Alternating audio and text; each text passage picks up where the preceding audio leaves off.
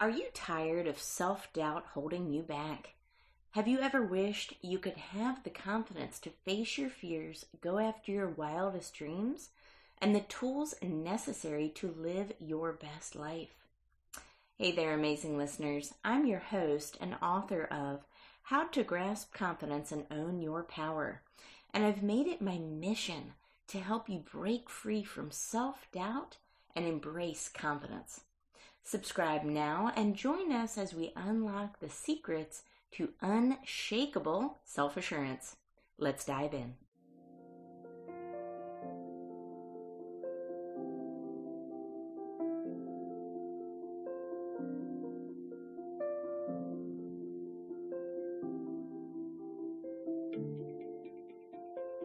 Hello, and welcome to another captivating episode of Grasp Confidence Podcast. I'm your host, and today I have the pleasure of interviewing Cindy Carrillo. Cindy and her background is really amazing and inspiring.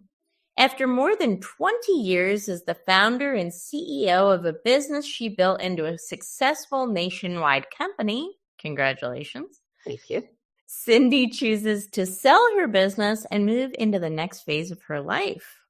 The next phase, NXT, by the way, ended up transforming herself from a business leader wearing suits and high heels to designing a new life on a 35-acre ranch wearing denim and boots in rural Colorado. Not only did Cindy make this major change in her life, but she also wrote a book about it called Finding Your Nxt, NXT, which tells the story of becoming a rancher and the lessons learned along the way that others can use to discover their own next. Cindy has a master's degree in social work and more than 45 years of business and nonprofit leadership experience, and coaches and business leaders throughout the country. In recent years, Cindy has added a unique and personalized 2.5-day on-site coaching immersion program at her ranch in Colorado for individual clients to help them find their next. She has an amazing partner, Matthew, 2 wonderful grandchildren, 2 wonderful granddaughters, 3 adorable grand dogs, 2 perfect ranch dogs, and a barn full of hysterically cute farm animals that fill her life to the brim. Did I get that right? Did I get all of it, Cindy? I'm pretty sure. So my life is filled with a lot of cuteness. Yes, and challenge, but yes. It sounds amazing, and envious. I'm thinking like this rural ranch in Colorado, and I'm thinking of all the wonderful landscape that you must be around, and how beautiful that must be. I'm not a city person, definitely. I very much relate to kind of off the beaten path, right? Yeah. It's gorgeous. It's gorgeous. One of my dreams was to find a piece of property with some magnificent views. And man, did I luck out. I found exactly what I was looking for and then built a life around it. It's pretty remarkable. I love that. Well, take us back because, your life now looks starkly different from what it did when you were walking around in suits and heels in corporate America, right? Yeah. Leading teams and this huge company. So I would love to learn a little bit more about the history of what made you today. If you could take us back to a time. Sure. You're absolutely right. This was not created in the blink of an eye. And you don't make what I refer to as a transformational change like I did overnight. I mean, this is a process.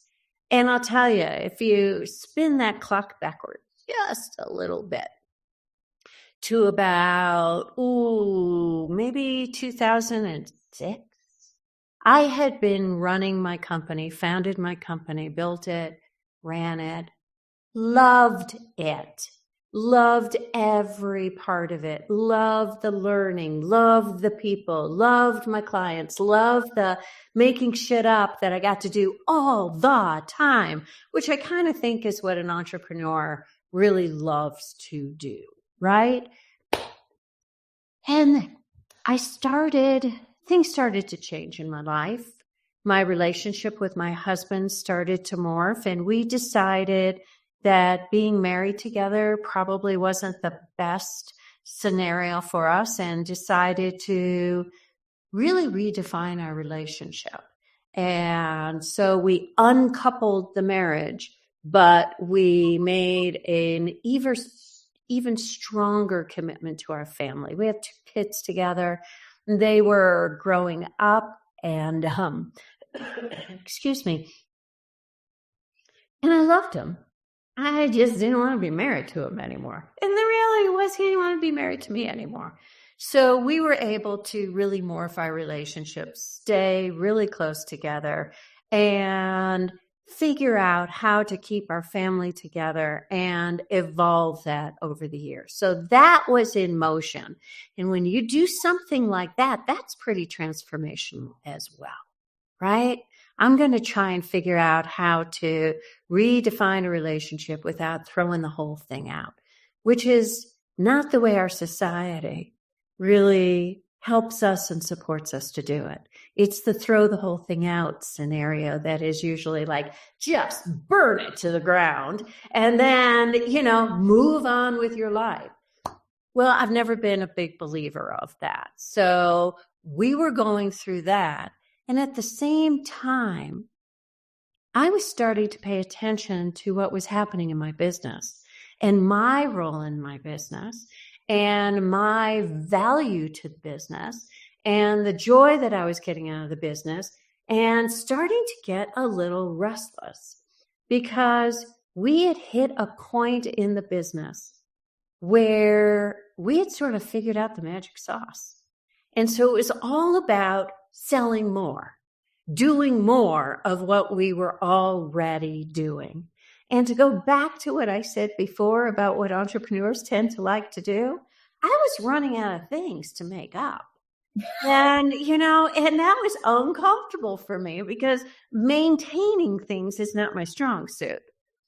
Vision is my strong suit. Seeing things, inspiring people, leadership is my strong suit. And I could have continued with that for a while, but it seemed like the perfect storm, in a good storm, like a good way, where the rainbows are on the other side, where if my life was transforming in other areas of my life, change tends to have a ripple effect.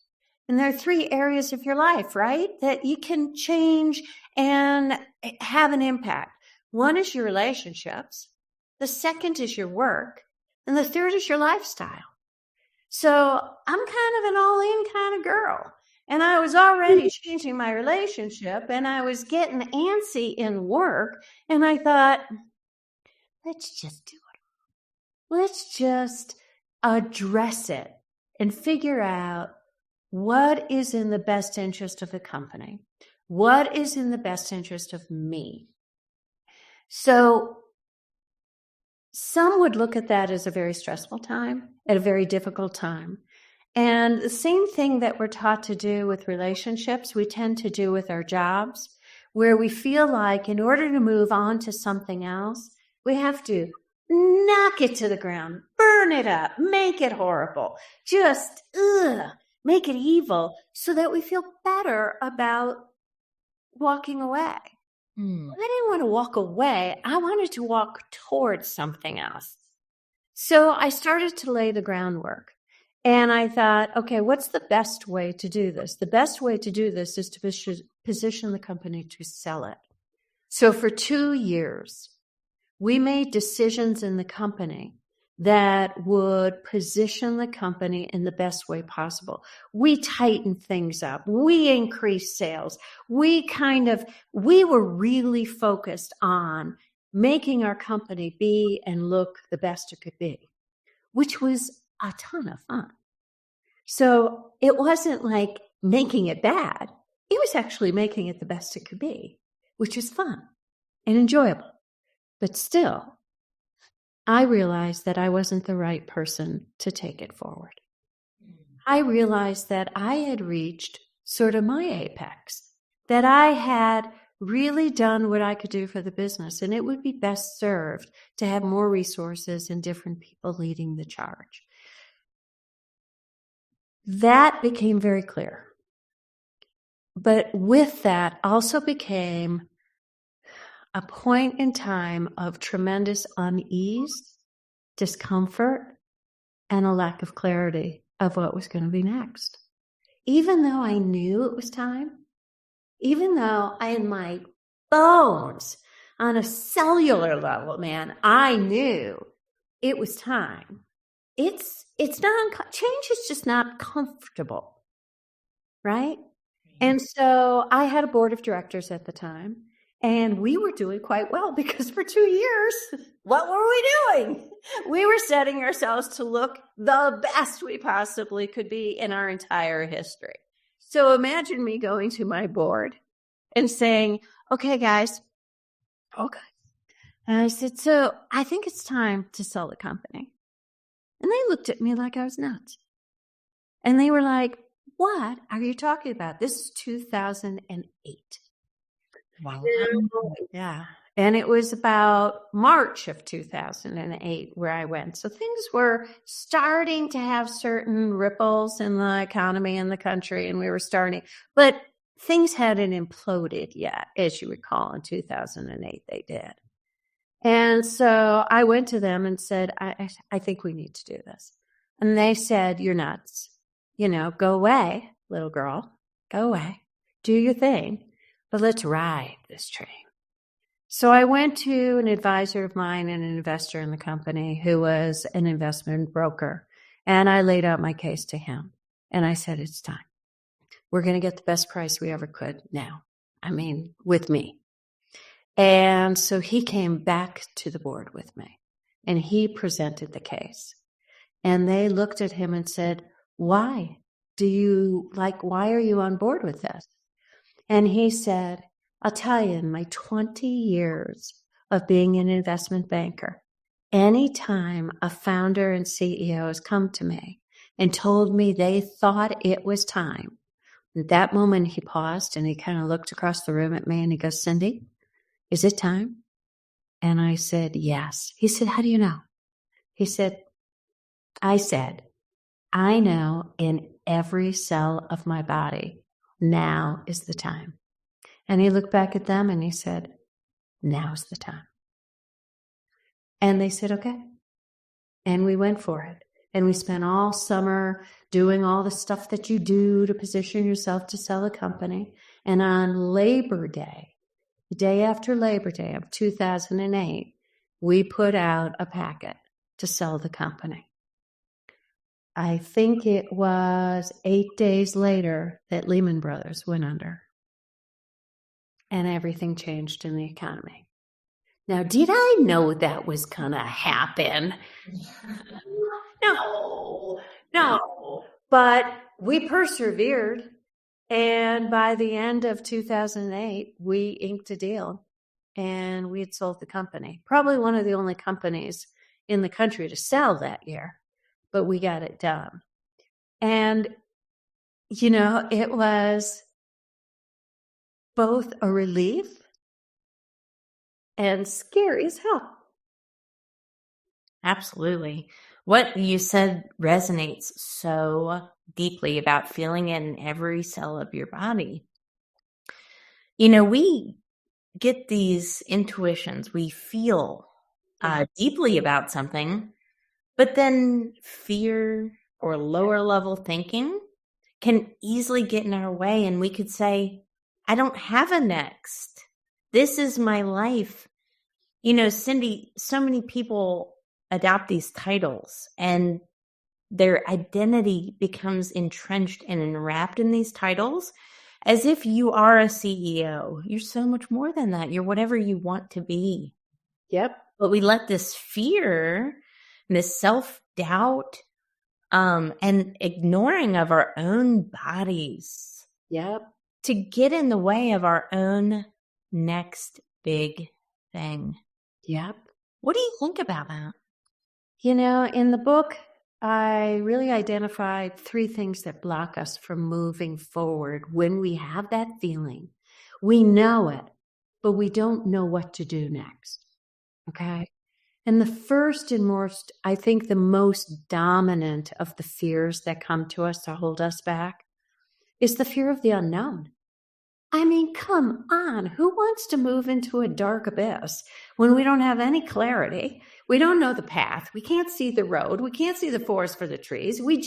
All that stuff, of course you're going to sit where you are if you don't have a plan, if you don't have answers to questions. So what I learned through the process, because, oh my goodness, of course I felt the fear of the unknown. I had this wide open world in front of me. I had resources. I was in a position to make a change, right? My children were grown-ups living their own life. My husband was no longer my husband. I had a new partner. I mean, my life was open, right? What's next? And yet the fear of the unknown, I don't know what that means. There's so many possibilities. I think I'm kind of paralyzed. What are my options? Oh my goodness, too much. I don't know. Well, if we change that fear of the unknown from stopping us to recognizing that that's our way of telling us we simply don't have enough information. We have some work to do. We need to gain clarity. We need to ask ourselves some very important, qualified questions about what's most important to us. What do we value? What are the ideal circumstances of how we'd want to move forward? And check by check by check by check, when we take the time and we focus in on ourselves and asking ourselves some very poignant questions, we start to answer them. We start to clear the fog. We start to see a path. We start to gain clarity. That's what the fear of the unknown is telling us to do. But there's another fear, another blocker that is very insidious, and it's the fear of failure. Oh my God, what if it doesn't work? This is a risk. I'm an entrepreneur, okay? It's one of my labels, but really what it is the descriptor of me, where I like change. With all of its stuff and its fears, I kind of get jazzed by it. So the fear of failure, though, creeps in regardless of who you are, even if you embrace and love change like I do. And then the questions start. What if? Oh my God. If this, then this. What if? What if I can't do it? What if I move to a rural area with, a ranch, follow my dream, and nobody comes?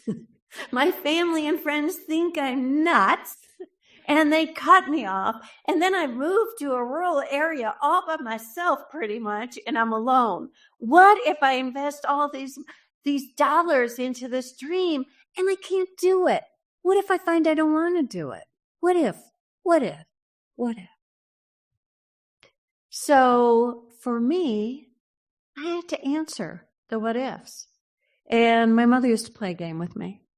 And she'd always say, because I'd fall into that, and she'd say, okay, let's play the what if game, right? What if you move and you don't like it? Well, I guess I'd give it a try. But then I guess I would sell and try something else. Oh, okay. So what have you lost? What if you did that? Well, I would have lost some time. I might lose some money. I don't know. Maybe I could do it in a way where I could earn more money. What if nobody comes? Well, are they really not going to come? I mean, they like me. And if I set it up for guests to come, and I know my family, so I'm going to do it in a way that they'd want to come. So is that really a thing? No, I could do this. Again, asking questions, working through the fear, making that fear lose its power. Ooh, that's so powerful. I like to ask myself what if I succeed? Good, great. I make $1 million. Right? What if I'm really happy? What if it just come a lot? Shouldn't I have to say no? Yeah. And I say to myself things like, I'm going to have too many clients. I'm going to have so many things come in that I will have to hire people to help me. Such a good way to look at it. Yeah. And it's one, when you're operating at a base of fear, it's scarcity.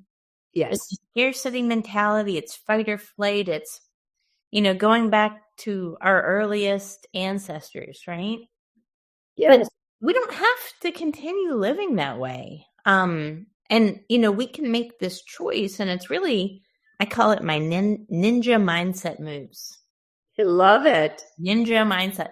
Because I feel like, for me, incorporating gratitude into my daily practices and taking something that's negative, a negative thought, like, what if I fail, to forming it into gratitude. Again, what if I succeed so much that I get to give this abundance to somebody else by hiring them? What if?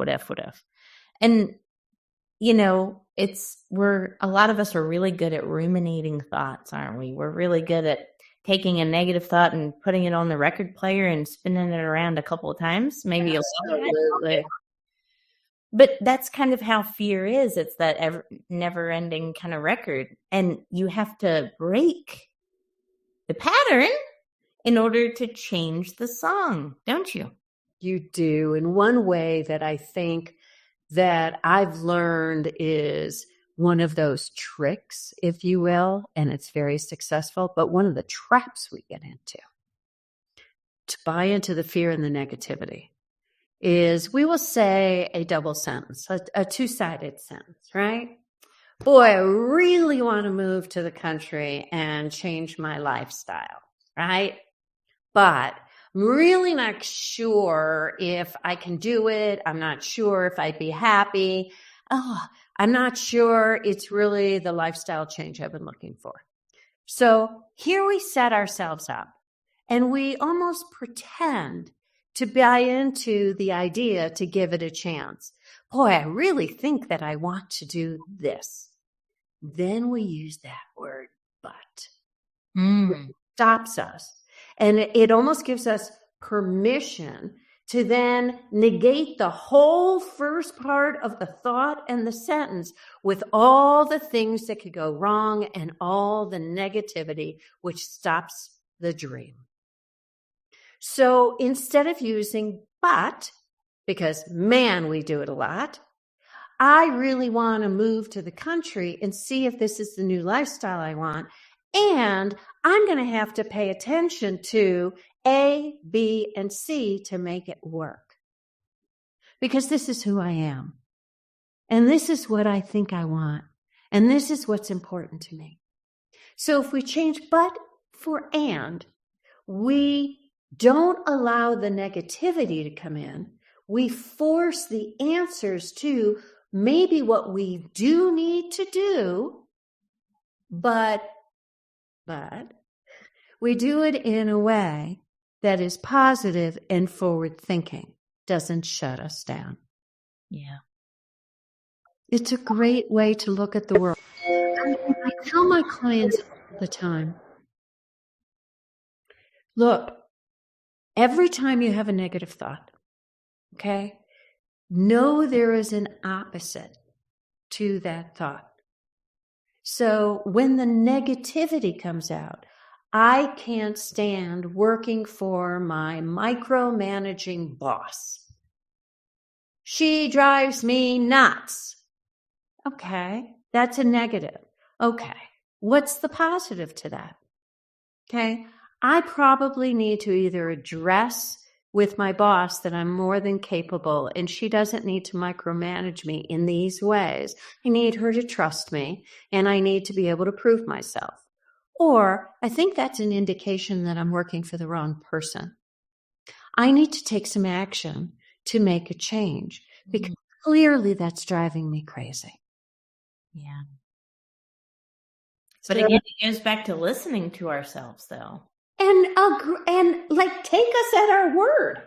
Yes. Yes. We don't just say stuff.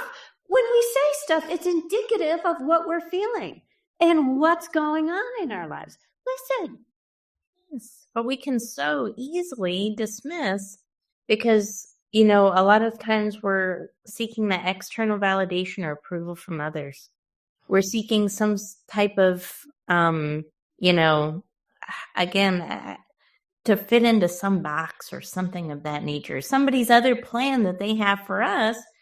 We're actually not honoring ourselves and listening to our own bodies. And, you know, our bodies are really smart too, Cindy. I want to point that out because when I was in a toxic work environment, my body told me first. Yes. Maybe it was a skin rash. Maybe literally your hair starts falling out. Yes. I've interviewed people that have been so stressed due to toxic work environments that their body stops digesting food well. Yes. Listen to your body. Yes. Right? Yes. Pay attention. Yeah. We're smarter than we think. Yes. And when we're not satisfied, when we're not being fed what we need in our mind, in our hearts, in our guts, man. I talk about the head, heart, and gut alignment to know when the decision is right to make for yourself. When you've got that alignment, when you know in your head, man, logically this makes sense. Oh, I feel good. My gut, I don't have any problems, you know, as opposed to you can logically think about something. Okay, I can make this work. Feeling, yeah, okay, I can work through this. I can do this. And your gut's going slap, slap, slap, red flags all over the place. You know, you got welts coming out on your face and you're not paying attention. Yeah. Pay attention. Pay attention. Yes. I love that. It's so simple, but really you just pay attention. How does something make you feel? Yes. And honoring that and taking the time to acknowledge it. Yeah. So, you know, Cindy, I feel like we could talk for hours because there's so much wisdom here. But obviously you have this amazing book. I would encourage everybody to read it, Finding Your Next, because we're not trees. We're not planted in the ground. We can move about freely, right? And when we listen to our minds and our bodies and what we're hearing from ourselves at that, like you said, cellular level. Yes. We're really honoring our own selves, our souls, and what we want. But obviously, everybody should buy your book. Thank you. You should definitely come and see you in your ranch in Colorado. But what is the best way for people to get in touch with you and learn more about you? I appreciate that. I have a website, and no surprise to anybody, it's called findingyournext.com. NXT. NXT. And the next with the NXT, and it's capital NXT, was really to highlight the importance of the next and to highlight the fact that this should be a normal process that we go through to engage in change over the course of our life. Not everybody's going to go through a transformational next, little steps. You know, next phases, next stages of our lives. All important, all have a process that can be repeated. So that's important on the next. So not only do I have a book, Finding Your Next, which can be found on Amazon and any other place you buy a book, but also I decided to write a workbook that is a companion to the book with all the questions that I ask my coaching clients as they're going through a next. So in the privacy of your own home, you can be prompted with the kinds of questions I was talking about earlier to help you gain that kind of clarity. And if that's not something you want to do on your own, then I coach through my website. I can be reached, as well as having the immersion to find your next at the ranch, again, which you can find me on my website, findingyournext.com. And all of those help you get that kind of clarity, whether or not you'd like to do it on your own or in the safety and comfort being pampered at the ranch with the views that are unbelievable with baby goats. And, I have miniature horses and donkeys and a goose named Debbie. I mean, pigs, chickens, cows. Who wouldn't want to come here, right? I want to go. My dream is to have I always tell my husband, a ranch with completely useless animals for working. I just want to pet all the animals. I want all the animals. Yeah, we're not using them for anything. We're just loving them and petting.